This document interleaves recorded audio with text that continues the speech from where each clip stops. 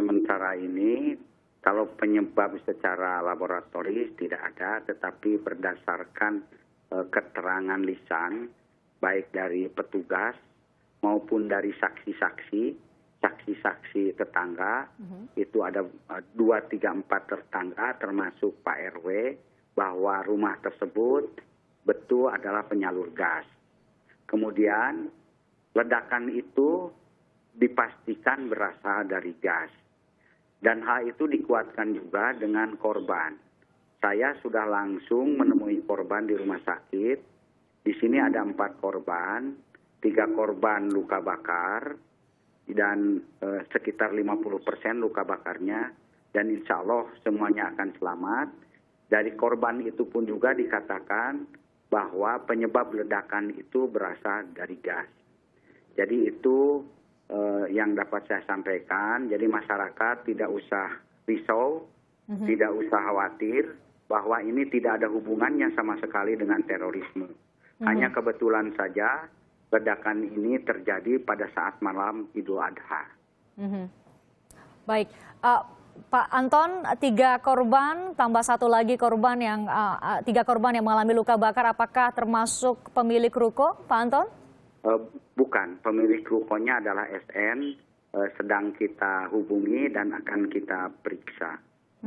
Artinya SN tidak berada di lokasi saat ledakan terjadi ya, Pak? Betul, karena rumah itu adalah rumah kontrakan, sedangkan rumah SN adalah di daerah lain. Profil SN sendiri sudah dimilikikah oleh pihak kepolisian? Sudah tahu, karena dari saksi-saksi korban kan masih bisa berbicara. Jadi sudah tahu di mana tempatnya, segala macam sudah tahu. Sedang kita hubungi dan mungkin sekarang sedang diperiksa juga mungkin. Baik, dari keterangan saksi-saksi yang Anda tanyai termasuk korban, Pak Anton, ceritanya awalnya seperti apa kemudian terjadi ledakan? Adakah yang kemudian menyalakan api di sana atau karena listrik atau seperti apa? Nah, ini masih kami selidiki. Karena mereka pun juga saat ledakan terjadi ada di lantai 2. Jadi mereka pun juga tidak tahu begitu kan. Yang jelas bukan sedang mengisi gas oplosan. Biasanya kalau sedang mengisi kan bisa terjadi ledakan. Apakah ini berasal dari zat lain yang mengakibatkan panas ataukah dari rokok lain-lain, ini masih kita selidiki. Karena walaupun korban dari luka bakar ini bisa kita tanyai, tapi kita hormati, hanya pertanyaan-pertanyaan tertentu saja yang bisa kita sampaikan karena ya mereka pun juga masih memerlukan perawatan luka bakar. Pak Anton, Anda katakan tadi mereka berada di lantai 2, artinya dikonfirmasi bahwa LPG seluruhnya berada di lantai 1? Iya betul, di lantai 1 semuanya. Tadi kami mendapatkan informasi sesaat setelah kejadian Pak Anton ada LPG yang berserakan di halaman, bahkan ada mobil yang sampai terjungkal. Sebegitu besarkah ledakan yang diakibatkan oleh ledakan LPG? Sampai tadi informasinya 2 km terasanya radiusnya. Ya, ledakannya cukup besar juga.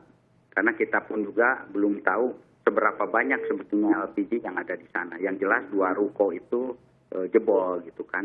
Jadi mungkin ini akibat banyaknya simpanan LPG di sana.